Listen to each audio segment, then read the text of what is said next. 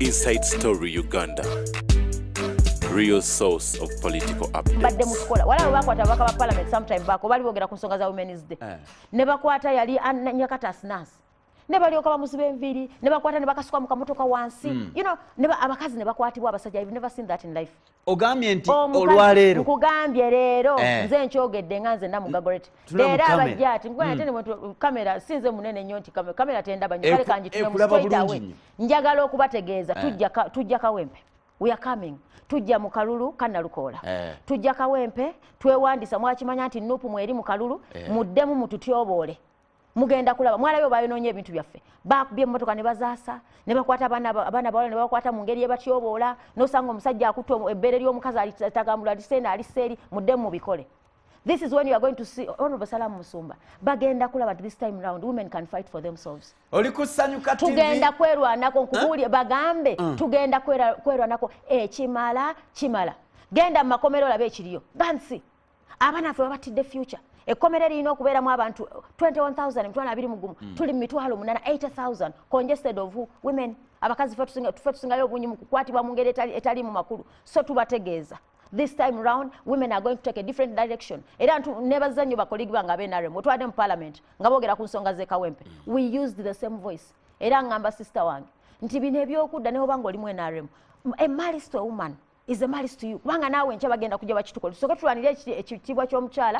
Tuyoke then tuletemu ebyobufuzi because at the end of the day we can't support the same party. No, multi-party dispensation. Buli omu waddembo kola ki okuwagira kyagala. But let them accord us the same space. Genda Sara saba akalulu, genda Nambo saba akalulu, Salamu Musumba saba akalulu, Namuga saba akalulu. Platform bagikuwe. Tugenda kukuuma emirembe. This time round Nuupu batuyikiriza ekimala. Bayogera ovulo ne zifuuka ovulo. Actually njagala mbategeeza. Kati naffe ekimu ekitukozesa ebyo. Is because mungeje mutukwata sobola genda kati mu field na kitenje. Era Sara nkugamba wona agendera bwoti owebuuse. I'm telling you, central government ogenda gisanga. Genda bwoti, you are smart. Central government ogenda gisanga mawulire. Gwegenda bwoti central government egenda kuba expose. Oyagala gendo. Nkugambye nze mubulidde gebo otuuka ng'ogenda mu kalulu wowe osobola ovulo gyambale. Omaking sure nti amabeero otekamu akalega akaganyweza. Namuga. I'm telling you, ate kati mugambe. You know banno. Ate mbonoona ki. That is the way to go. Kale, tuyanze goli kusanyuka TV Sunsula nakulwa abakyala. Tuli bwetyo. Honorable Salam Musumba. Omaze akabanga kawanvuko mu byobufuzi bya Uganda. Olugendo lwo obulamu biki ebikusoomozeza byosinkanya wakati abakyala kati nganda bagamba b'amaanyi nimwe mwali b'amaanyi ngense batya oyiseewa Honorable Salam Musumba?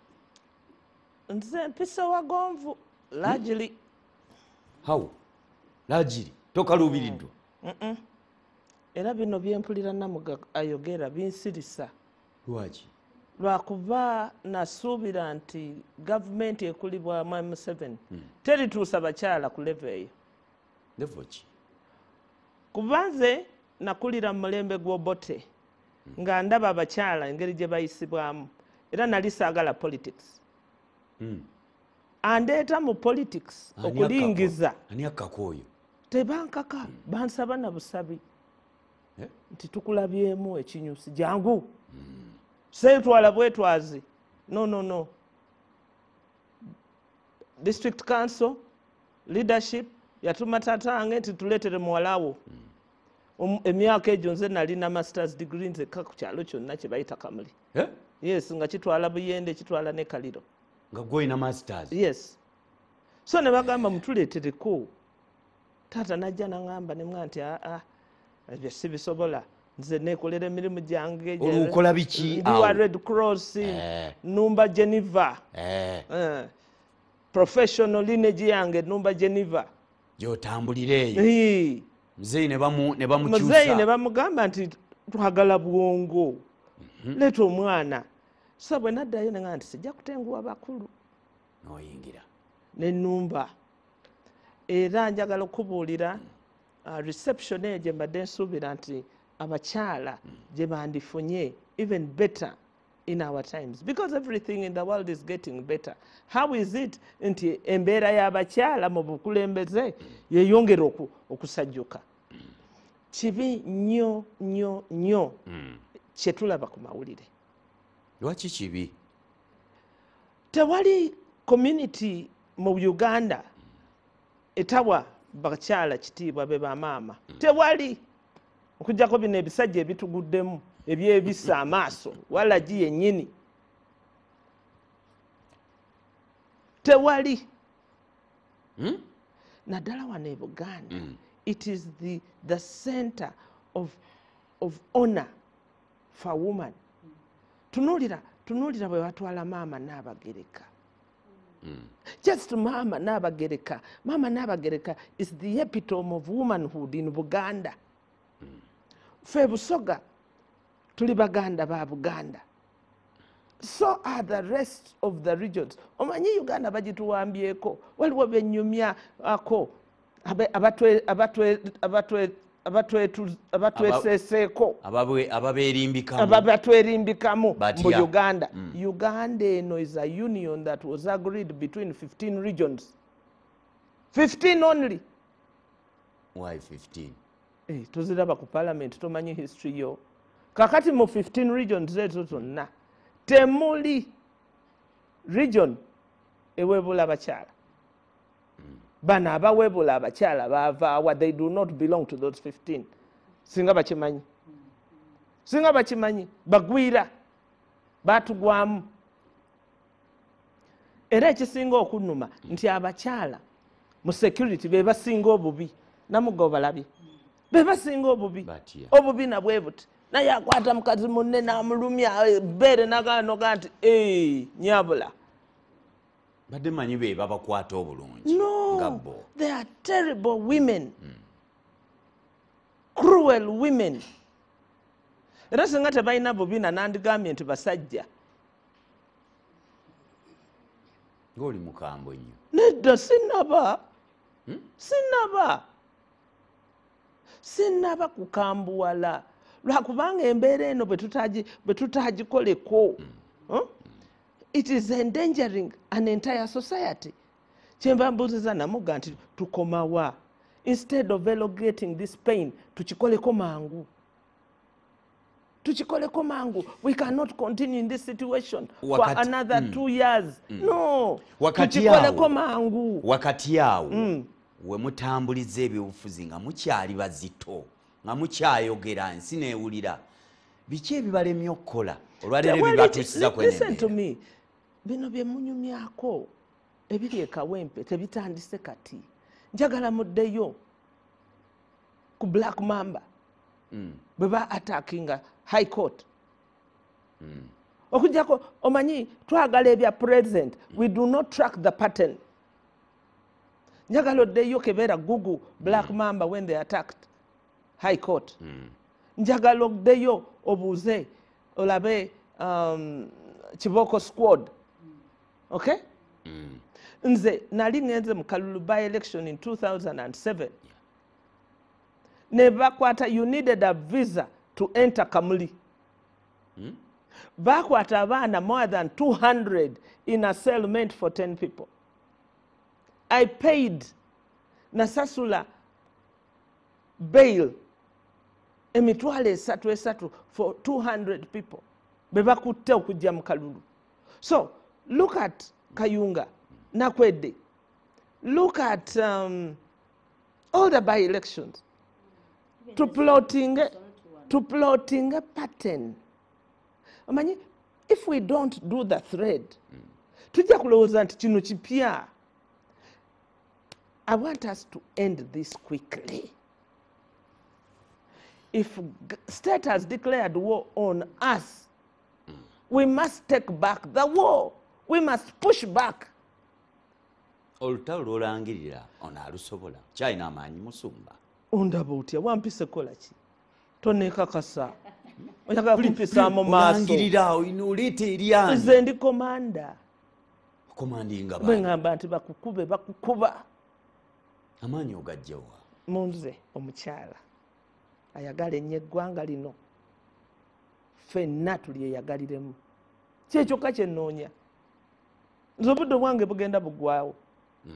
But I would want to live a country. Nze mu 1986 nali manyi nti President Museveni talituzaayo mu politics omukadde gwe muli mukadde owa gangs kaakati tusinzeewo emirundi 100. Yes, omanye abaana be boonoonye whose internal organs have been damaged. Do you know batya obusolo bwe basse obw'abaana abalenzi? Do you know abakyala whose kidneys have been damaged, pancreas, liver? Do you know? nga babakola ki? Nkugambe ntya omanyi nga kukwata wano just here bagenda ne basomesa e North Korea ne basoma ne Israeli ne basoma how to harm the human body nga tebalaze mark. It is an art. It is an art of terror. nga tolina kibundu ku mubiri Era nga n'abakutunuulira amaaso just to look at you they think you are lying but they've caused you permanent damage. Do you know? Can Museveni really do this to a population of children that have been born under him? Can you do that? Do you know the pain to mothers? Abana, all they are asking for is what Museveni asked for in his time. They want to be. Katibaba inansichi. Which other country do they have? You've turned them into fodder for the state to chew their own children. Is that something to celebrate in our lifetime? badde nkusuubira okuzzaamu abato abajja be muzimbye amaanyi tubazimbye kukola ki? Mbagamba tulwane sibamalaamu maanyi. You must fight. This is the time to fight back, to push back the state.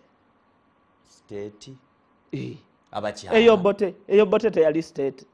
yali state Eyo Amin teyali state. nayo yali Eyo state Alutwa teyali state. yali state Yes, when our people are determined to free themselves, they'll do. Apartheid teyali state. nayo yali Kati lwaki ogamba mbamalamu amaanyi? This is the time to fight. temuli bumu mwayawukana bano bano namugga bali eno Namugga. nali eno When they beat her, so what? temuli bumu Bwe siraba ekitole sooka ky'abakazi owulire bakyala bwe baleeta wano soda. Great. Fena tunywa buli omu. Taba soda. yennyini abasu Amazzi bwe baleeta wano. Tetuyinza kupiikinga nze nenywa Renzoriga n'ojja na Vina tegaba mazzi. gaba mazzi Yes. Kakati lwaki mutunafuya? Because I must have a home. Bwe tuva wano fena tudda waka wamu. buli omu addawo Yes. Tetudda ne tugamba nti this is the mission, this is the goal. The goal is freedom to liberate ourselves. Bwe tumala tusula mu kisaawe kya mpiira. simwe musula Come on. oli kusanyuka tv fe bano ddala sunsula mwe tuli lunaku lwa mukaaga lunaku lwa bamaama lunaku lwa bakyala ndine honalebo Salamu Musumba honalebo Namugga omukyala omukulembeze wa disitulikiti y'e Butambala Rashida Nambo Hajati ate ne Susan Kushaba na NRM akulemberako obutale nzeeko gy'oli ndaba kutandikira mu fujjo owulidde honalebo Salamu Musumba gye yava bamusaba nako twagala obwongo bumuleete mwe mba muyingira ebyobufuzi muyingiza fujjo gamba oyo musobola olutale emabega kaawo luwafubutukamu olw'obutale nagenza okulanga posita njiraba waggulu nti njagala bwemupi Susan olugendo oba ekintu kyoyingiddemu okimanyi okibaddemu otya olutalo olw'obutale lubaddewo oba lutute ebbanga lya myaka 2 naye ng'olwana n'abakazi banno kuba bonna babadde bakyala baka wa paalamenti bano olutalo lwasooka terwali lw'abakyala nti nali ndwana n'abakyala baali bano bamafiya abaagala okufuula manyi obutale obusinga bwonna bujjudde bakyala kati abakyala nga babagoba mu butale basobole okubufuula akeeti ng'ani abagoba gavumenti yammwe ate mumugamu ajja abakyala emmanju. Nkigamba abantu nti omulyamamba abeera omu navumaganya ekika kyonna. So omuntu ayinza okwerimbika mu gavumenti naye nga alina mission ze zaagala okuyisaawo naye ng'ate ayina okuziyisirawo mu gavumenti. Kati nga abantu bali batwala obutale, nankuwa example ya Mwami Kayongo, yali advisor on markets, naye ekifo kye yakozesa okuggyako abantu ebyabwe. Naye essaawa eyo abantu bagamba nga Museveni yatwala ki obutale, naye nga yali abutwala yali muntu n'akabinja ke.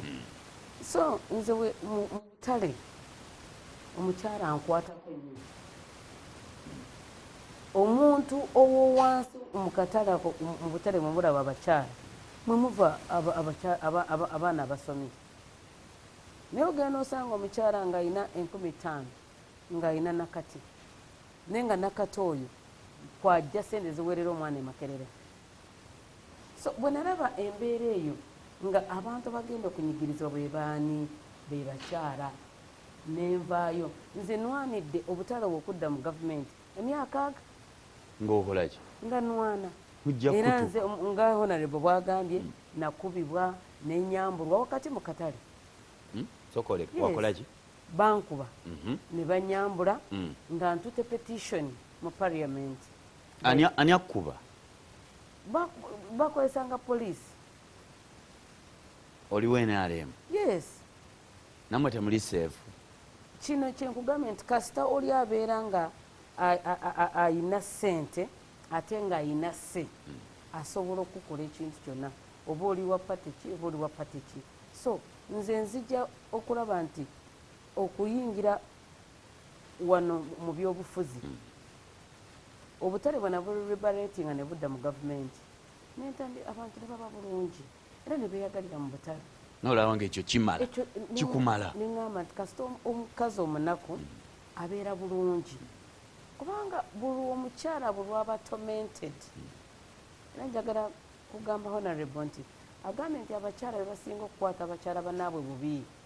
Honorable Salamu agambye nti abakyala ab'omu security be batera okukwata abakyala bannaabwe bubi kubanga nabo balina ebizibu byabwe ebibeera ewaka. Omanyi bagamba nti oseereddwa akatale ate ojo oyombesa kkubo. Bakuseerera mu katale oyombesa kkubo. Kati n'abo abakyala bateeka okuba nga nabo balina ebizibu bye bayitamu. Okubeera mu poliisi tekitegeeza nti toyina bizibu waka by'oyitamu. Kati ekizibu ebyo byonna buli lw'obireeta ate obiggusiza ku muntu ono naye ng'ayina obwenkanya bw'anoonya. So ekyo ekyokukwata abantu obubi nkivumirira nga nze, naye ekyombuuziza nti luno olulookaano sinaakaluyingira se. Nze nakubibwa, omwana wange yakubibwa mu COVID. Nze lwe bankuba nali ntute petition mu parliament. By then speaker yali mukyala Kadaaga. Era yafaayo nnyo okulaba ng'ayamba abakyala, naye ne mu parliament ne batukubirayo. Tetwafunayo bwenkanya. Era nakatale ne basigala bagamba nti Kayongo ye mutuufu bamuweeki ettaka. Neŋŋamba nti saabivaamu. Awo katandika butandisi. Nagamba nti nja kulwana mpaka kwasembayo. Tuba tuli mu kalulu akawedde. Nempandika petition yange. Nensimagolinga mpaka mu State House. Wayingira? Nenjiwa muzeeyi. Naŋŋamba nti bino ebintu by'oŋŋamba byompadde bikolebwa wano mu Kampala mwensula. Nemugamba nemugamba nti olina security. Kola investigations. Era yasanga nga byonna mugamba biki bituufu. Era n'alagira obutale budde mu gavumenti. Nekiggwa. Obutale ne butambula bulungi, abantu ne beeyagala. Naye ekizibu kye tulina mu Uganda nti omuntu ateeka omunne wansi aba mukyala. Tetwe-empowerinze each other. Nomanya nti mukyala Salamu Musumba bw'aba ali wano waatudde nange kamwempowering. Njagala musikaveeyo nze nange ŋŋendewo. Kitegerekese bulungi? Ffe abakyala kye nabadde mbuuzaho nayo Salamu Musumba wakiwudde nti temuli bumu. kyekyo amazima geego buli omu anoonya ye ayitirawo wa yewe gyokizizza gyenziya kubanga kati bwe nali mu katale actually abantu bali bazza emitima nga baga nti NRM simbi ate ono Susan owaffe wano atulwanirira ebbanga eri lyonna abantu nebatuuka n'okwambala t-shirt za NRM edda njagala nkubuli ate ekifaananyi kati ekya NRM mu Kampala kikyuse kirazeewo abantu batandise okwambala yero luli omuntu ng'oyambala yero neyasalanga olugoye n'asangamu olwa yero yalutwalanga waka n'alutereka nagandiguzaani endiboota yes bwomubusi ng'oyinanga omukolo gwa NRM ng'ojja onoonya banange njagala ekiteyi kya yero agamba nja kukikuleetera enkya nabisala gye biri eka naye ng'akikuguliza mu kutu naye ebintu byonna bwe bimala okwonooneka nabamu babikolanga bo okwongera okukyayisa gavumenti naye kyonna kidde ate wa mukama waffe nti ate ye mubi kyekiri kyengugambye nti byonna bino byakolebwa myaka aga olwo twali tutudde mu state house nga atuyisa ab'obutale twogere ensonga zaffe naye waliyo omukyalo yali memba wa parliament nawandiika kakiiti nawandiikira president nti tukyali mu kunoonyereza ensonga zino tuzoogerako wano ojja kutaataaganya okunoonyereza katambula bwe kati nekantuukako mu maaso kubanga yali atuddenga wano nekatambulako nga kagenda kutuuka president nenkasomako naye waliwo omukyala honorable omukyala bamuyita Namuganza yali mu meeting eyo bwe yakasomako bwati n'agamba n'atunulira omukyalo baiden yali Ben Namugwanya minisita wa Kampala nga muvudde wala n'entalo zammwe abakyala lwaki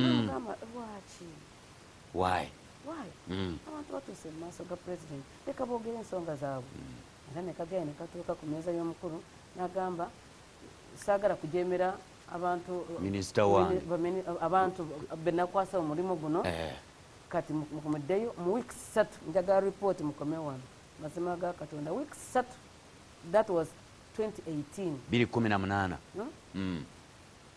nagenda okuddayo kulaba president nga tuli mu Kalulu campaigns 2020 tetwalaba president naye ani yakikola yali mukyala munnaffe temuli balungi abakyala bwe tutayigyemu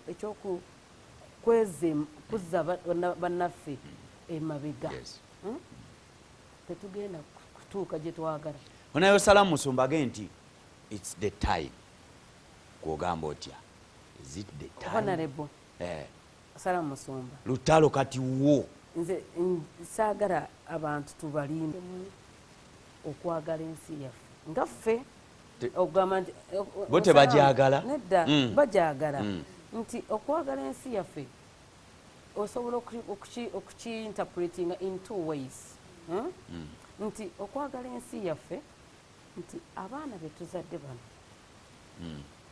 tubagasa ki ebigambo byetwogera sigambye nti gavumenti terina bibi byekoze ebiyina naye ate erina ne sayidi y'ebirungi byekoze eki naye abaana anti bali bye batalaba mubiraba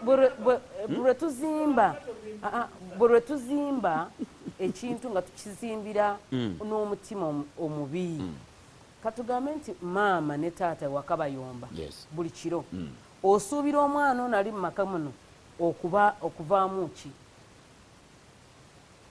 naye ne bw'anaafumbirwa ewuwo ajja kuyomba kubanga yakula alaba taata ne maama bakola ki bayomba so takirabanga ekintu ekipya so tetulina kulaba abaana baffe nze njagala mbabuulire omuzadde ayina ennaku omuzadde amanyi nti omwana wange yakedde ku makya agenze kukola naye agenda okulinda omwana takomawo bagenda kukamuteba nti omwana we ali luzira nga honorable bwagamba naye maama n'osigala ng'okola ki ng'obonaabona n'osigala n'obulumi oluusi nebyabaddemu kyabadde akola tebaze kukuyamba n'osigala nga gw'obonabona ki so saagala kulimba gino emiti emito nti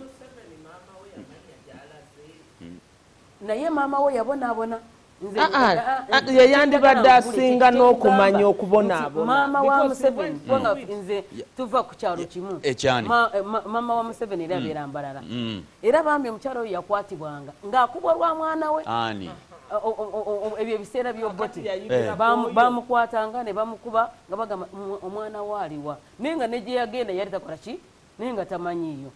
Sanyuka TV sunsula mwe tuliwo balenyewe balire ddala. So mbadde nkomekereza bwenti abakyala banakazadde b'eggwanga katube ekyokulabirako eri abaana baffe ate n'ekirala ekintu ky'okukulembeza nnyo girl child ne twerabira n'omwana ono omulenzi nakyo kyetwetaaga tujye tukirabemu.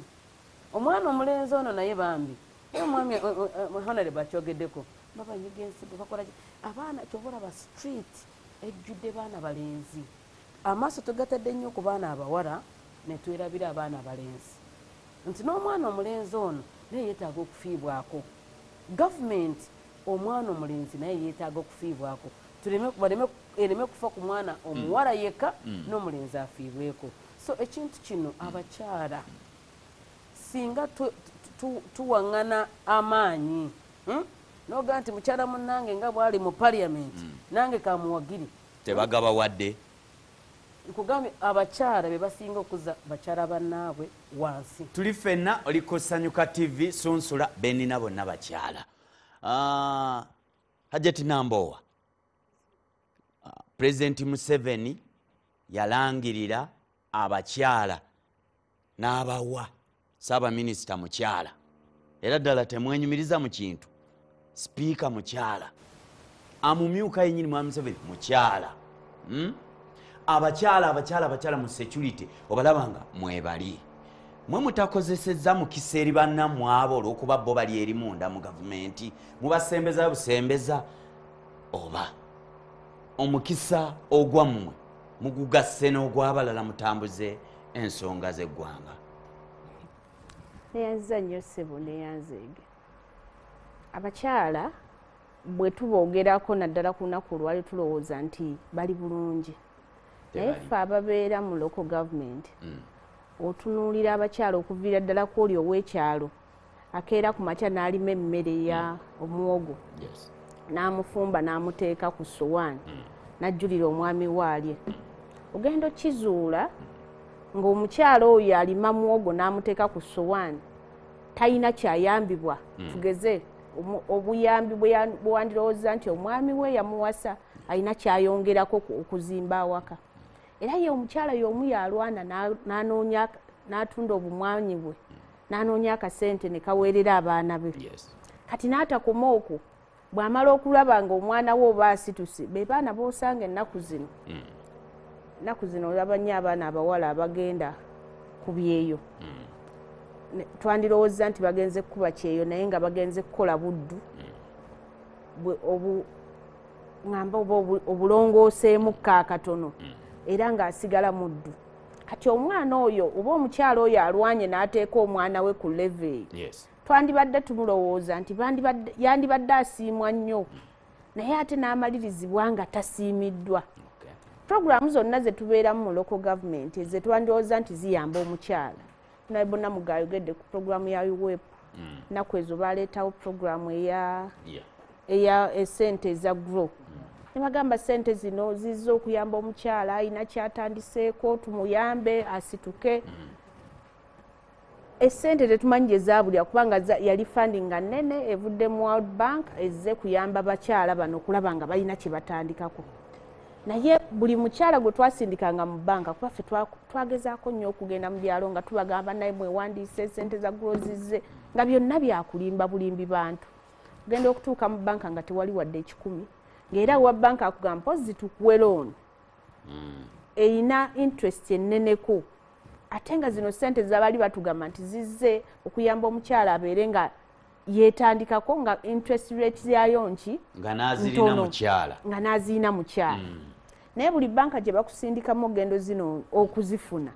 nga bagamba ezo sente teziriiyo tukuwe looni eno eya banka erina interest oluusi etandikira 25% 30 ogenda okulaba nga toyita ate ng'olina okuteekayo omusingo omukyala gw'atalina kati okulwanirira kw'omukyala wa wansi oli gwe tulowooza nti yava emmanju nga tekuliiwo era omaliriza abakyala babonaabona tuli mu bukulembeze temusiima honorable Ssentebe weesimbawo ku disitulikiti era n'owangula wavuganya abasajja n'olaga amaanyi era ddala kino tokyenyumirizaamu tuli mu bukulembeze ng'abakyala abeesimbawo abalina omukisa ogwesimba ku buli kifo naye gwe omanyi ebigambo bye boogerera omukyala yeesimbyewo n'abaami honorable Salama Musumba ono yaliko district ya Person n'abeerako ne constituency naye omanyi bye bamwogerera oyo omukyala nakapanka naffe olwaliwo bye tuyitamu kati oli nakapanka wa Butambala era okonvinsinga abantu nti bannaye bino ebifo si byabaami bokka naffe abakyala tusobola obibivuganyako ne tubiwangula ate etteeka litukkiriza kuba constitution ekirambika bulungi nti buli omu alina eddembe okukola ki okwesimbawo omaliriza olaba nga bakusindiikiriza bakuteeka ku bifo oluusi bye mwandibadde olekera banno omukisa nti abakyala bangi tubeerewo naye era bw'otunuulira abakyala ku disitulikiti zonna eza Uganda tuli abakyala ndowooza 6 basentebe ba disitulikiti tuli 6 basentebe abo kati bw'otunuulira tuli 6 muweze 6 disitulikiti 105 abakyala mulinako 6 bw'otunuulira ebifo bya constituency mutambula tetulina kyetulina batambula ensonga gy'omugyeko ekintu kya sente za grow ajja kigusa ensonga eyo nno nkulu kubanga sente ezo z'abakyala naye akugambye nti abakyala tebakoze eki naye ng'ate abazifuna abakyala babayina abakyala babagaga njagala ozingezinge mu budakiika bubiri kakati bw'otunuulira ebifo bye bagamba nti ebyo byabakyala tugeze nga kansala akiikirira oba omuluka bwe baggira omuluka ne baguteekawo mwami abeera omu omukyala ng'akiikirira emiruka nga3 ne bwaba ku disitulikiti nga Magombolola tulina egombolola yaffe ey'ekalamba ekiikirira omukyala omu naye ate bagisalamu abaami bali 2 kati nolaba ne ku disitulikiti abana abakyala abakiikirira ku woman MP disitulikiti esobola okubeeramu constituency nga 5 naye ng'ate omukyala akiikirira ali omu bwe tutuuka ku nsasula ze tusasula abakyala abo era olaba nga sente kansala omwami zaafuna oba omubaka wa palamenti omwami zaafuna noono omukyala atwala disitulikiti enamba era z'omuwadde kati oba omujja emmanju oba oyagala abeere nga ye buli kaseera bamusaba sente z'atayina ng'ate olowoozesa bali abalonzi nti oyo mugagga muvundu era azibawe kati oba omusindise mu kanyigo kennyini ak'okuba nti nalwanirira sente oba oluusi asobola n'okulya enguzi asobole okulaba nga atuukiriza ebigendererwa by'abaamulonda naye ng'omutadde mu kanyigo kyokka nga bw'olimba nti wamujja emmanju obanga eyamulekayo tuli ffenna Sanyuka TV abakyala tebannaba kuba bamativu kkiriza tugenda kumulamu katono nye bwe tudda ate tutandikira awo tuli mu Sunsula era Sunsula tusunsula nsonga lunaku lw'abakyala bonna sinalaba wakkiriza nti alwenyumiriza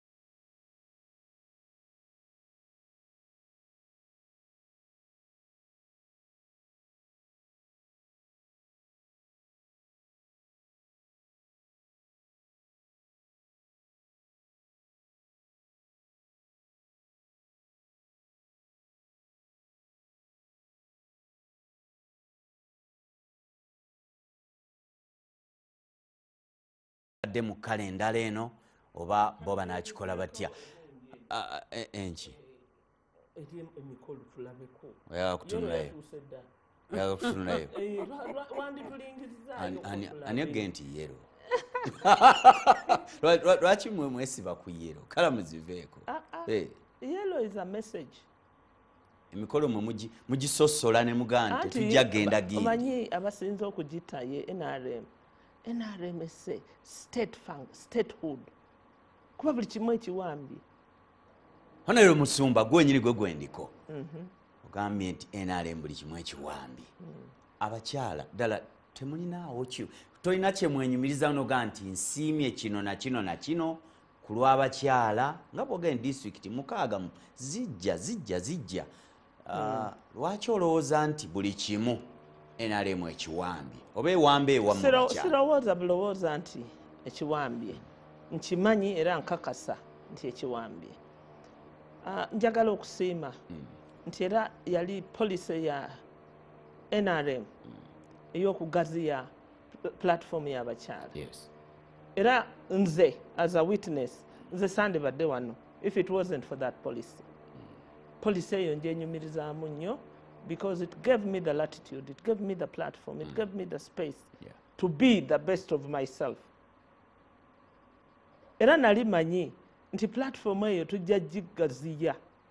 Tegaziye? Yakona. Yakona. Platform eyaweebwa abakyala? Yakona. Lwaki yakona? Yakona kubanga every 10 years twandibadde tugireviewinga ne tugyongeramu ebirungo negaziwa. Teyinza kuba nti kuva ku ntandikwa oli mu diaper eya 3 months, eya 6 months, eya 12 months, ne diaper ey'obukadde. It can't be. You must prepare. Era kasitolaba nga abantu batandise okubanga si basiimu manya nti size y'engatto is smaller. That is the psychology of growth. Omwana engatto kasite etandika okumunyiga ekiteeteeyi nga kitandika okumunyiga kitegeeza nti grow into a bigger what? A bigger size. NRM tekikoze. Kakati efuuse okutuwa bino byoyogeddeko tulina vice president aleese ekizimbye eggwanga n'ekizimbye abakyala apart from being a vice president ne tumulaba. Temumutuukirira mumwewala. No, we don't. But poor lady, what can she add in the scheme of things? Bwatula ku mmeeza naye akuba emmeeza n'agamba nti kino kibe. No. Speaker, tumuyina ono wakubiri mu bakyala. Tugaziyiddwamu tutya. What has expanded in the legislative side? Njagala okulaba abakyala who have been groomed, who have been built because we have a woman speaker. We became to be because we had men speakers Wapakabulo, Ayume, Sekandi. Yes. Ate mwe mwayitira omwo. From batu yenga botampa kwogera. You know you are in trouble. Naye leero bano they can spite you. Just spite you on the microphone. Okay? Kakati ogambye tulina Prime Minister. Prime Minister, what has she added to the way government is organized and managed? Because these are audit questions. Mu office ye, mu mirimu gye, tugaziyiza tutya space y'abakyala. Ate alina bangi, by the way, in her office. Tugaziyiza tutya. Era tulaba ki kifaananyi ki, the optics. Tulaba ki. What do we see? Because what we see is what we take. Tewali kirabwa. I want us to compare with Honorable Rugunda. Ruhakana, Saba Minister Yava. Honorable Sibambi. Those tenures. Kuba bonna they're occupying the same seat. Twongeddeko ki? Okay, twongeddeko ki ku bakyala. Okay? These are all valid. Ekisinza okututta nti abakyala tetwagala kweyogerako When you ask such a question, they say, Kabiri atandise ku, she has begun attacking fellow women. No. If we are as good as the men and even better, we must audit ourselves. Salamu Tude Muntebe, chairman, Kamuli District Local Government. What have I added? Mukaba bukabi. Tetukaba na kaba. Mukaba. We even now worse. We are not using the platform to voice the issues. So kukaba is a usual thing. Na ye, platform ogikozesezaki. Waveeka to be what you are, so that what? Ense inokuwulira inokumatira nti you've added something. Salamu Musumba ense kuwulira. Ematira. Etya. Nnyo. Gende Kamuli bajja kugamba nti mu mulembe gwa Salamu abaana bafunanga obujjanjabi from the health center force nga n'omusayi gyeguli ng'oyitayo of course ne bakankana every morning ate nga bwe ngamba nkugobye mba nkugobye ani nze Salamu Musumba chairman Kamuli District Local Government ng'ogoba and I put you to order bwe ngamba ati development wise wano temujja kuteekawo bu kiosks because we hold this the beauty of this town in trust. This town does not belong to us just for abaliwo. Yes. Ne batannazaala n'embuto ze batannafuna. We have a duty to leave this space etambuliremu cables. You have to have the long sight. Kyenkugambye nti temuyambye balala kukola bye mwakola. Mwabyesigaliza. Njagala kubuulira abalala bwe baagala okuyiga they can learn. Nze tewali yansomesa saagendako ku ssomero. Oh, no. Werandiza weka. No, nakopa negomba when nasomerera Bungereza University of Nottingham. Yes. Margaret Thatcher yali prime minister. And I saw her, I loved her. I loved her authority. I loved the way she made sure things happen. Naye abakyala twagala okubeera abalungi. Twagala kutwogerako. Omanyi? Twagala okusanyusa buli omu. In leadership you must annoy some. Ndozo kiwulidde honayo namugga. You must. Era nga abasomesa bwe mbayita nti let's have a discussion. Yes. Paka le nabaga nti banange saagala bagoba. I'm only asking us to improve because these children are our children. Okay. They're not Museveni's children. Hey. And I believed that counseling omanyi ensi ekyusa ennyo naye abantu tebamanyi oba ekyusa eragawa. Kale nja so they need help. So you need also to step back. Nogati community yange njirese emabega kanjinoneku. Honayo namugga temwegomba temwagala kuyiga kati eryanyi ndabo oyogeza eryanyi platform temugikozesezza singa ndowooza abakyala nga speaker mukyala nga tukulaba tova kazindaalo kiki kakati nze nina omukisa gumu nti nfunye omukisa ogukolerako mu buweereza formal sector ate nenzijako ne mu byobufuzi. Kakati ekintu ekisinza otutumenya Honorable Salamu Musumba IGG yagenze n'abagamba nti 89% of abantu abali mu mirimu gya government bayingira mu mankwetu. Kiyita mu ddirisa, kiyita mu mulyango, kiyita mu makamooli, you know, informalities. Once you turn a formal sector into an informal oba osikiriza institutions. Kati ensonga lwaki Honorable Salamu Musumba somehow somewhere wayogeranga chairman n'abanga ayogedde. Kakati things are purely different. Ojja genda gwo oyogere tugeze MP oyogedde. Somebody gwe gwolabanga a nobody. Ngina na instructions ngali command gyalina nga you cannot have it. Kakati ekizibu government eno kyekoze number 1 nze mukulu Museveni mama abaddoga ate ebirungi tetubiraba. Nze kambi kubulire. Ebirungi bye mu government yamwe ebyo akasokola biri abi. Birungi bibiri. Number 1 musa institutions za government. Institutions za government ezikyali independent. Buli omu akola byayagala.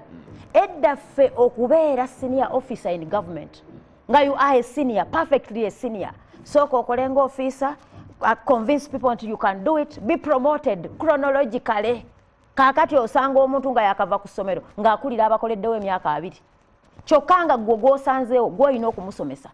Gw'obasanzeewo osomesa ono akoze ki? Eyakatuuka. No creating an intrigue in an organization. Automatically people cannot work. Kakati ne bakwata Nambowa Rashida ne bamuwa institution eyo ye district chairperson a disorganized public service. I'm telling you, disoriented, that is where we are. So mukama wabano intentionally, and it has been done and he has achieved it. Kubanga baby genderwa bye sikuwereza bana Uganda. Kasito kwata services ozifunya bintu abi. Institutions za government, that is the technical team, and governance efeno mbukulembeze. Okuta obukulembeze bwamaze okuta institution. That is why usanga abavubuka bato muyala etagambwako. Nga gwe PS naye nga abakufuga bali once one. PS can never take a decision. Ntu mbirabya am a deputy chairperson park. We've gone through this. Tuabadde na Directorate of Ethics and Integrity. I'm the one who chaired that meeting on Thursday. Njagala nkubule interest yourself to know what was there. Omanyi chaos akavuyo. Onakera kumacha nagamba gundi principal accountant sikwagala. Debali gwe jiro okolakaawo. Ne bamujja ku system ne bakola biti without a formal write up. People are seated in office n'amabaluwa agabali tategakola ki? Ekintu jajija kitugwame 89% buli omu yamanyi bwe yajja. Mwana wa senga genda ko wali okole. Mwana wa tata genda ko wali okole. Kasito otandika if you disorient service. Ngomanye gwango oli structure kankubuli awo Museveni successfully omukulu akikoze. Asa institutions za government. Ebyo bibadde wali esemba bule. Gundi yalese gundi ono tagambwako nali gundi navuma kawo navuma district chairperson. Ekyo bwokitta omuntu n'atamanya high lack of command. That is how government was. Oli n'amanya nti kawo abeera kawo mukama wange. Respect your senior. Senior asobya, but there is a system. Omuntu bwabanga junior nakola ensobi, there is a system okudisciplininga junior. Ne kati byavaawo. Oli obamukola kensobi nga akuba mu state house. Oyo no kawo muwe transfer. Oyo gundi tajja kukola waawo. Ebyo tulimu. Jangu mu buweereza bwa government. Obuweereza, that is why buli tusha mu nchikiriza obukulembeze kati bwa kiboggwe. I accept that. Bwa kiboggwe, you find people in parliament abali badde kwero situ bichi bali mu parliament. That is the reality. Omutindo buli lucha gukka. Kubanga olemeseza abali badde baba mu bifebyo space ogise. Because ole tukanaga ati kana akavuyo ka Museveni nze nganga sikuba kabanga libino bino byofuse sakasi. Do we still have credible leaders? Mwe mwogera institution kyali independent ngabalamuzi gwo balagira. Ba minister ba Museveni batuula bakoleki. Batunula kufukuliriza biwagibiragiro bakyatesa. Oli omubuuza no abakuba busibona ibo wabacheta kino muntu yambeko. Banange bacheta kino munaye mu cabinet ate onayogera ki? Ngabagamba. Nkubuulira onayogera ki mu cabinet bali awo batudde bino, these are the facts. Teboogera. Nkugambye babuuze bali awo bakama bawe bafuka kanga bana. Mukulu Museveni watula lero nga nti bolaba ate myangoma ekitajja kikkiriza. Ate banziye kuba minister. Andi kati kunyweza kafo nkubuulira. Ate munaenda muga oloza bonayogera kakafo nakasigaza. Onakasigaza. Kati appointments nze kankulu ba appointing nze honorable Salamu Musuma nze nali mmanyi nti bakulonda ku merit. Oli naganda mugono omulaba ajja kusobola okusamba ennamba eno. She can serve this properly well. Kimuwe. Ni kakati osanga omuntu nga alina ekifo naawe ne weewunya. How did this person get there? Beba minister wa Mukulu Museveni, a minister who cannot. Minister who cannot even read a statement. International community. Okitegeera muddira ba mobilizer mubawo bwa minister kubanga asobola okukunga. Kati minister yafuuka kunga ye minister. Yes, that is where we are. Ate mwagala tubyogere. So nze njagala nkutegeeza awe mututidde. Owoza parliament who is independent in parliament. Gina mu parliament babe singa parliament eyo yali esobola okuyimirira. Twali badde tetukontinuing na business ya parliament ng'abaana bali luzira mu bintu ebyekisiru. Never. Ebintu byekisiru parliament, a people's parliament. Ne mutula ne mutula abakaba parliament mutudde muteeseza gwanga abaana bali eri bavunda. Ekisooka kyokka ekya prisons mukutta abaana baffe gwe Susan Musekaliya y'abaana baffe. Abana genda makomero abana bali badde wabwe productively abana bali badde bakola omusibe mu bintu ebyekisirusiru ate omukuumiddewo eyo parliament nga congestion mu makomera eri ku 377%. Olina kubeera mu 21,000 olina 80. Parliament netwonega we are a people's parliament. Mukulu Museveni naga nti njakulembera abantu. Are you still leading people? Are you in control? Ajiri mu control mu kyala. Nkugambye tonyumya nze nkugambye mu kyala but the environment tonyumya mu kyala. Environment eri gye bakutaddemu okusobozesa okukola omulimo gwo. Buli bakuteeka mu office ne bakutematemako ne bakutematemako ebiwawaatiro. Abantu bangi they are seated in office naye nga balinawo mibiri. Empty space. Nkugambye empty space oli waawo nga n'ebimu by'osayininga nga their directives. Maama wange popular buyero kiti bwayitirira. Abantu bakyatula kulowooza. Salamu Musumba people used to think for their office innovatively.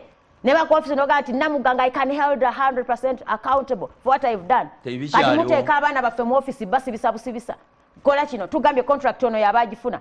Omuntu nakushode work bino bemugamba simanyi ba contractor. Where is the problem? It's because of directives. Eyo twagala gundi yabagifuna. Oba ino obusobozi watalina. He will be there because so and so likes that. Till when? gwe Susan Mbaula ne omunajja mu parliament, you are not going to change anything. Till when era nze nnyigira nnyo ababaka abajja ne bakyusa ekkomo ku bisanja ne ku myaka. Because mbadde nkyogera wano nti mukama wammwe as long as mukulu Museveni mwali mu ntebe oba mufudde ne muggwawo oba mulaga tewali ddagala ye kasaba muyita the president of the Republic of Uganda. He doesn't matter. To him he doesn't care. Oba gwe salaamu abaana babasibye oba babasise kasitanze bansoma Yoweri Kaguta Museveni nti bwabulwa president w'eggwanga. For him you will be comfortable. Sanyuka TV sunsula bwe tuli Honorable Susan. Gyolaga kyoto. Onaasobola okutuula ku sigiri kyanjawulo kiggwe kyowulira muli kyogenda okuleeta nga bakyala banno baabo bagamba omanyi buli muntu ayina ebigendererwa bye mission and vision eri kima ayina kubanga naye ayina ebigendererwa bye kyenjagala era kyenavudde nga nayogedde wano neŋŋamba nti ebirungi singa era omuntu yatujja mu ffumbiro n'atuleeta nolanga tusobola okubeera nga effumbiro ne liggwamu emmere anti wuliriza anti ffe tulumalamu emmere kubanga ffe tulumalamu emmere kubanga bwolekerayo bweweesulirayo gwa naggamba ani amala emmere mu ffumbiro omukyala kyova nkugamba nti omukyala wali olugero lugamba nti ne bw'oba nga olina ofiisi zitya naye ofiisi yo esooka kibaki kiyungu fumbiro libalemye abakyala kyogamba ffe ng'abakyala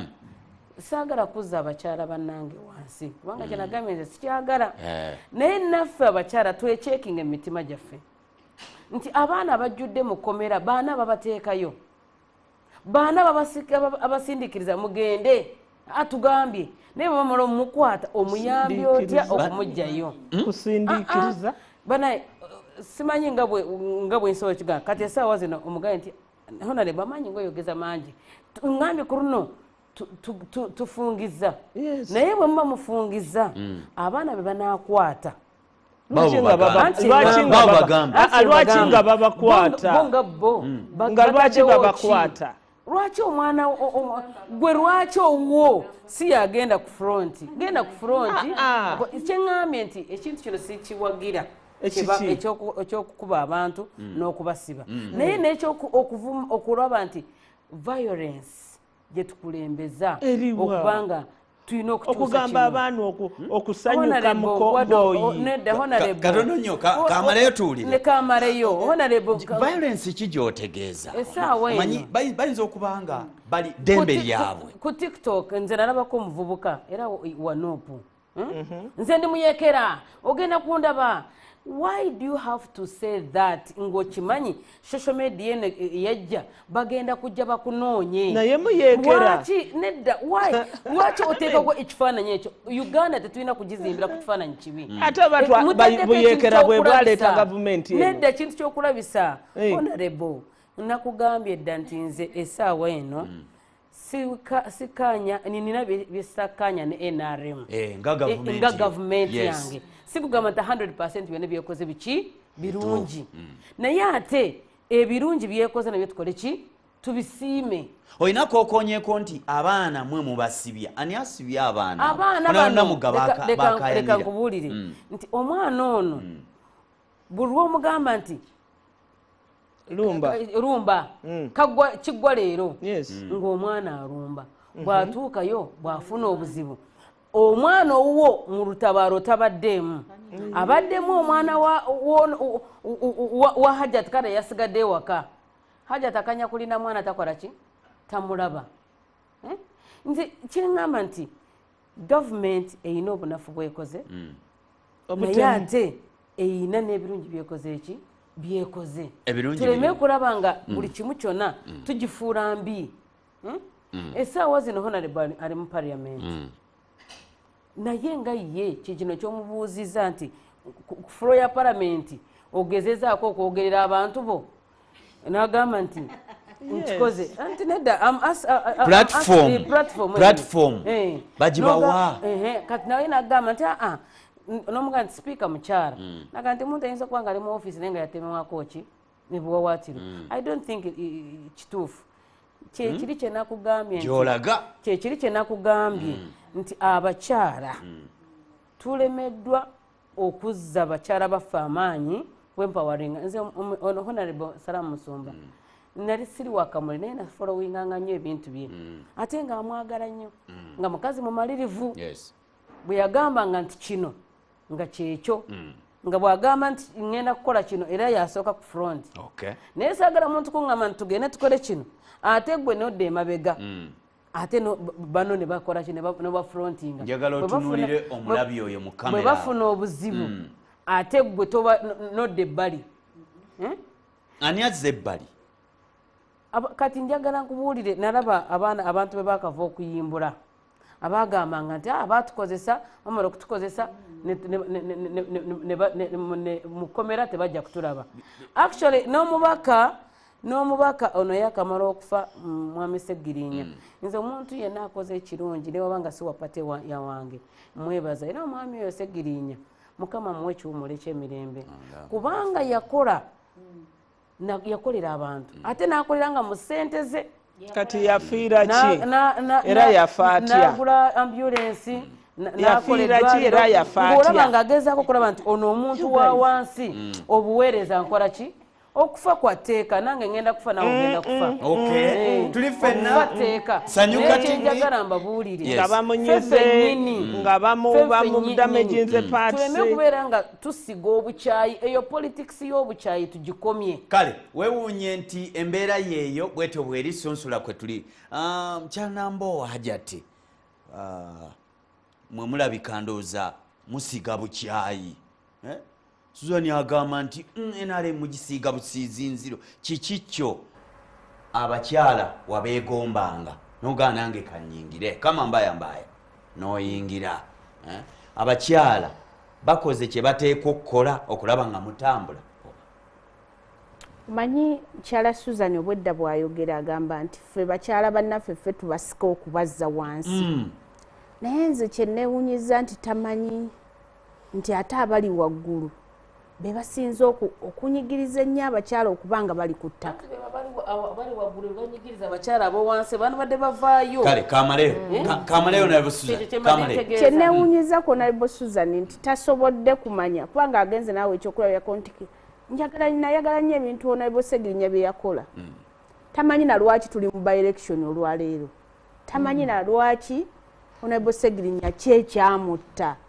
kubanga ebyo byonna ebyafuuka Honorable Salam Musumba abadde agamba nti bakunyiga ne bakunyiga awantu awabi bo ne bakozinga ekirwadde munda nga naye wano kungulu olabika nga oli bulungi oyinza okulaba abantu nga baseka n'olowooza nti ddala basanyufu kumbe si basanyufu olwaleero omukyala wadde nga oyisobola omulaba nga aliko kasimayo naye nga mu kunyigirizibwa okw'ekitalo kwayitamu tasobola nagamba nti tewandowooza nti asobola n'okuseka eggwanga lino linyigiriza omukyala n'atafunamu na space egamba nti kanneeyagaleko nange ng'oggyeko olunaku lwaleero olw'ekiyita mu lujja era luzze lugenda kuggwa naye lwakiyita muki lujja essanyu ozijukize enkaza lujja n'olunaku lwe tugamba nti tucelebrate nga luli kyankwanzi ekyankwanzi bw'otuukayo bali ku birala nnyo bali mu kampeyini za kalulu naye bwe tutuuka ffe okugamba nti tuwagire kale tuveeyo tuwagire abantu baffe bawangule nga bwolaba akalulu keekawempe twandirowoozezza nti nno abantu bategese akalulu tuzzeewo omubaka eyafa naye bw'otuukayo olaba banyigiriza buli omu bakuba emiggo buli omu tuli ku battlefield naye tugamba nti twagala kalulu ate nga ffe batugamba nti mukuume emirembe bannange mubeere bakakkamu temusindiikiriza abaana bamwe gendayo kankubulire buli we munaagambanga nti ffe tubasindiikiriza abaana bakooye musindikayo abalala mwabamwe tebagendayo abaana bakooye kyagamba abamwe tebalinnyayo osobola okwesanga kati wanabosoya musumba onomulaba ayinza okuba alina omutabani ng'olwali tamanyi nawaali ng'ali mu by-election Hajati ne bwabanga omutabani tagenzeeyo myself nga ndi ku front what else do you want nze Susan wendi namuganeereza so you want to bring my family yonna njirete njikulembeze at times we must appreciate namugaze Hajati azze yesowoddeyo of all the challenges zonaganzize I'm here namugwa omulaba Hajati omulaba tomuga nti n'abazzukulu baleete nti abamwe bagamba nti abamwe temubaleese mwe mugamba babannammwe bagendeyo abaana banyigiriziddwa ekisemba era batuuse ku level egamba nti ekimala kimala tukooye okutunyigiriza tulabye obukulembeze emyaka 4 naye tewali njawulo twagala okulaba change ya Uganda ku field zonna economically politically socially naye toyina kyolabawo oyagala kiraba ddi buli kaseera mutugamba mugumiikirize kankubulire mugumemu eggwanga lino ne bwe tunaaba tugamba nti tulina okumaintaininga status quo lijja kukyuka oba oyagala oba toyagala lijja kukyuka kubanga tugenda kutuuka ekiseera nga buli omu yeekyaye bano bakyasi bakuyita batya kusiiga kazigo naye kigenda kutuuka ekiseera nga buli omu yeetamiddwa nga tugamba nti oba tufa tufe tetusisuubira kutuukawa abaana babakubye emiggo ekawempe ne batandika okukwata ezo guwaya z'amasannyalaze batandike nabo okuzzaayo kuba abasirikale eyo agamaanyi n'obuvumu abaana bwe bakozesezza tebyabadde byakusaaga mufudde abaana abawala bannalukalala mubambaza ovulo nabo bayingire fronti bwe tebagiyingira kyekyenjawulo kyekiri ku ovulo ne bwembeera bweki nsobola okwerwanako by'omuwala nga omanyi radicalization otunuulidde ayambadde ovulo totunuulidde amukuba kubanga amukuba gw'omulesse akutte emundu akutte ne waya asabula bwe bakuba amasasi mu bbanga kiki oyagala okuprovinga ku bantu nti ddala oyagala balaga nti gw'olina amaanyi gw'olina obuyinza gwe kontrola wa buli ki era nze ntunuulira electoral commission bulijjo nze essuubi lyange ligenda liggwamu nti ddala tugenda kufuna obuwanguzi nako kuliko omukyala hajati Lubega wetaaga kuyita mu kalulu kuwangula No. I want to liberate you guys. Don't look at a captured process and you think it's the only way that will bring us the change we want. Ono yagaye nti mukuma omuliro mu bannammwe. Bannange njagala omaleyo mu seconds ozingezinge olowooza waliwo enkyukakyuka gye mutunuulidde oba binaabeera bwe bityo mukaabe paka weri buli kankubulire change ne bwoba togyagala olwaleero technology yajja nga tetumwinaako control omuntu abeera ewuwe n'akola buli kimu kyayagala ku ssimu oba ku kompyuta ye ne bino bigenda kukyuka oba oyagala oba toyagala oba tubyagala oba tetubyagala bigenda kukyuka eggwanga lino oliraba ne bwoba ogasseeko kyenkana ki mu myaka 4 ekiseera kituuse change ebeerewo ate bweneebeerawo tegenda kutaliza nti nze mpagira NRM nti zimanya nze ndi wefudisi egenda tutwala ffenna bumu Honorable Salam Kanchungwa bitala biwe ekitiibwa amateeka gwoyina okugateeka mu nkola oba oli tannagateekamu gwe gawe ekitiibwa toyita mu bitaala nga tebikutadde yambala elementi ne reflector basobola okulaba n'abavubuka ndooza ebigambo kati wetwogerera bangi nnyo adde wano mukulu Mivule Adam ali Kasangati awo nti mulimu abantu waliwo omuvubuka tulimu wano Kasangati naye bwe twogera ebigambo bajja ne bakunona ate ne babikubuuza kitegeeza atubega ndooza bwe muba mwogera mugenderere olulimi ofulumya ki era oyisaako ki tusigaza obudde butono nnyo dakika ziri 8 tuve wano nina abakulu 4 tugenda kozesa dakika 2 tuzingezinga ensonga eno Honorable Salam Musumba bw'oba otunuddemuko mulina ennaku enyiike ate mukyayagala okwongerayo ensi mubeeko ne mugireka abaana bammwe batandikiraawo oba abalijja batandikiraawo kiki kye tuba tukola kiki kye muba mukola nga bamaama bannakazadde b'eggwanga muleme okusigalawo nga temulina mukululo gwe mulesi tulina omukululo oba oyagala nnyo oba oyagala katono tulina omukululo tulina abaana tulina abazzukulu nabo bajja kufuna abaana n'abazzukulu eno ensi gye tulimu we are stakeholders we are not occupants so buli kye tukola tukikozesa kwagala n'okwogera kuno kwe twogera tukukozesa kwagala kuba singa si kwagala singa tuli mu nsiko naffe tukutte emmundu okay so tewali ayagala nsi eno okusinga ffe kuba ebyaffe byonna biri wano olunaku lwaleero njagala tulowooze ku bannaffe abali mu makomera bannuma nnyo. Mulimu Ingrid Turinawe, mulimu Deputy Lord Mayor Doreen Nyanjula, mulimu Farida Nangonzi, mulimu Shadia, mulimu abawala ba Olivia, ba Ani, too many young people. Abakyala abali mu makomera bemanyi amannya ne besimanyi olunaku luno tubagambe ki? Tubagambe nti biryoke nga magistrate ate balese bano ba magistrate abakazi. You know, I feel so mad. How? Ba magistrate abakazi be basinze okunyomoola byamateeka baze ne lipstick baze besetinze okay bakubye powder anyinide enako. You know, they don't look like their hearts. Their hearts are so black. anyirira kungulu kyotegeeza omutima mufu ateeka mu feelings ze naye ebizibu abijjeeko abireese mu feelings ze. Ba Ingrid bangambye, I have been informed that they were wearing an unacceptable dress. Mwankwatira mu t-shirt nkomerawo mu t-shirt eyabesije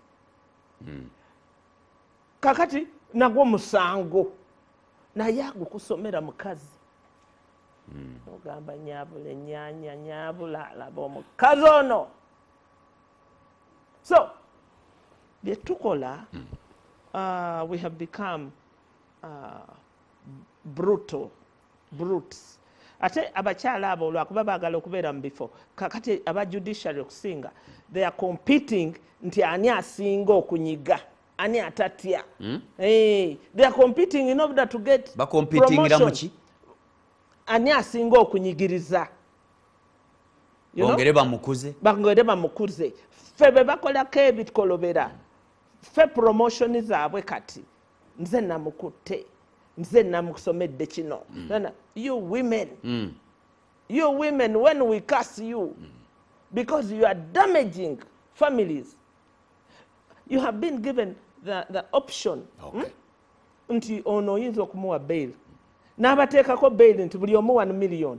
Twazikoze ddi. You're not removing citizenship from us. Okay. Abakazi abo. Buli lwensanga omukazi mu ntebe ya judiciary. Nzire emabega. Tuli ffenna Sanyuka TV. Honorable Namuga. Tuyina budakiika bubiri tuzingezinga ensonga eno. Abaana abandi mu bagamba bagendeyo. Bagende babakwata. That is why you are given the instruments of power. Oyina constitution, oyina amateeka, moyina okuyita okulamula. Obuzzi bw'emisango bwali anticipated nti walibaawo obuzzi bw'emisango. Yensonga lwaki oweebwa all the structure that there is okusobola okutambuza government. Sirowooza nti ne bwe mba namugambye nti gendayo kye kimukubeeza mu kkomera n'amalayo emyaka ena nga taleetiddwa mu kooti. Is that the reason? Gwe oyina obuyinza, oyina amateeka gakozese, mukwate mutwale mu kooti. As simple as that. Musalire, we are not asking for too much. Nkwata, namula, mu mateeka, as simple as that. Kakati bino bye tulaba maama wange era nze nkugamba nti mufune embava ezigamba mukama wammwe nti bino tebitutwala mu maaso, bino bimalawo eggwanga. Be bold enough. Bino mubyogereko nti byo bikomadi challenge nalabyo Honorable Salamu Musumba. Abantu balwanirira nnyo ku reservinga bufo. And the beauty is nti ate mwe mujja buvaamu bubi nnyo. No, we are going to live bad. Tugenda buvaako bubi nnyo kubanga tugenda kubuvaako nga tu very useless, very disrespected. Nga ne bw'otuula wakati wakukyakuyita ku kulumbe okwabya olumbe nga kaadi tokyagifuna kuba nkubuulira nga ne bw'otuuka beesenda you retire nga amaka ga Namuga tebakyasobola kugaweereza wadde kaadi egenda ku lumbe nga ne babakola birthday party ka kaadi babuukawo buwesi because you are a very useless person. I'm telling you that's what, no gweza buli retiring peacefully nti omukulembeze ageze with honor nti Namuga bambi yaliko if you want to be honorable behave as a honorable. If you are a leader, be a leader. Lastly, in and after. Lastly, obukulembeze kye kintu ekyebbeeyi kye tuyinza okuwa bannaffe. And I want to inform Mr. Museveni, this country, the biggest capital that you have is human. Fenga bw'otulaba wano. Ffe kurimu y'eggwanga. Tutyoboole, tukole byonna by'otukola, we are killing the country. Oba ogikubye flat, Susan, nze naawe ffe capital y'eggwanga bw'osirwala Namuga bw'asirwala Salaamu n'asirwala Uganda Poteya.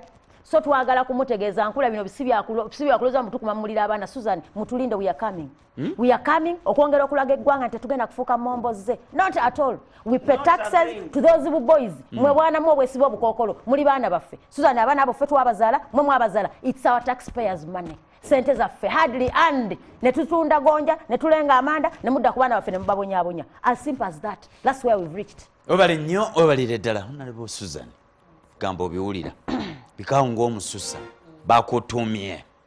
bakutumye okay munasunsula akulaba essaawa eno gw'alina kyeweegwanyiza olutalo lweyokedde lweru kiki kyolaba kyemuyinza okukola ng'abakyala okulaba nga tudda mu soft life gye mwetaaga ng'ate ensi egenda maaso kyetulina okukola ng'abakyala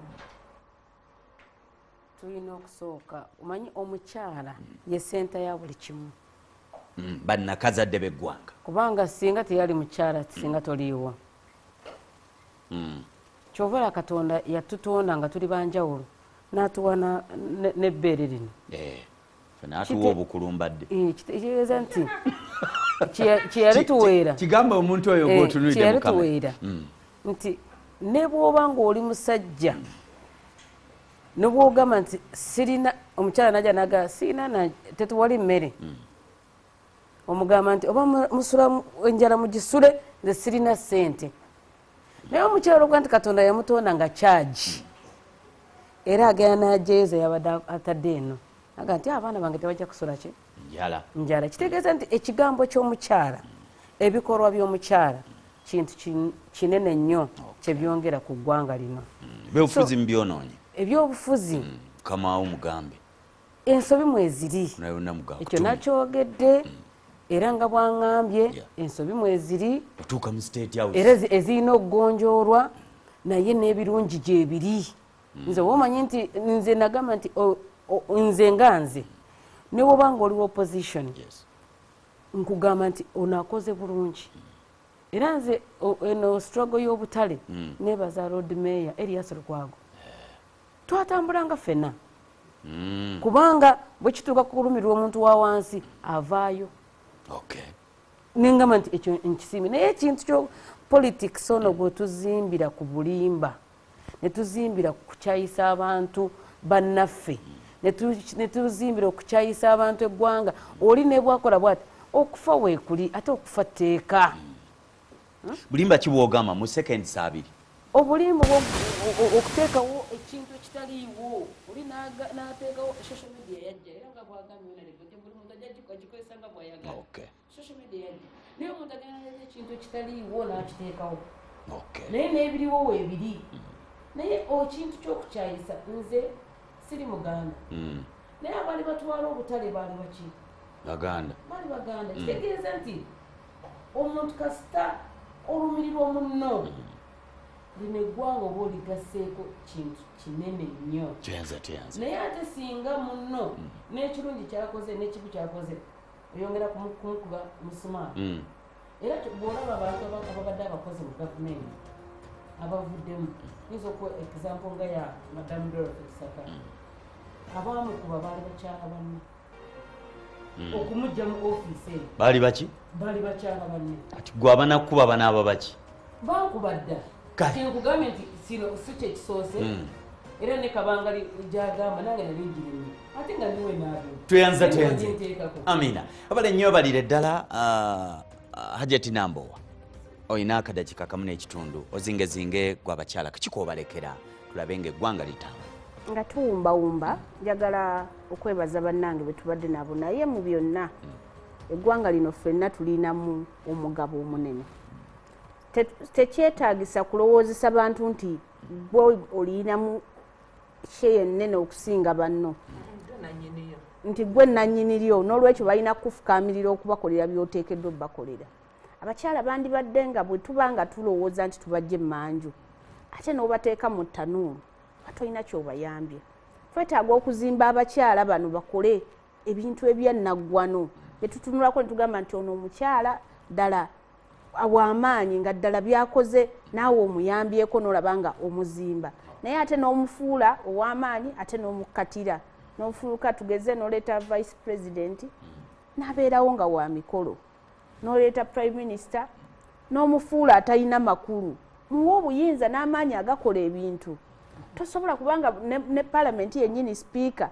nga n'ebiteeso ebiyisibwa naawe tobiteeka mu nkola nogamba nti palamenti erina amakulu kati bwe tuba nga tusitudde abakyala ddala tubateeke ku level gye twetaaga babeereko babeere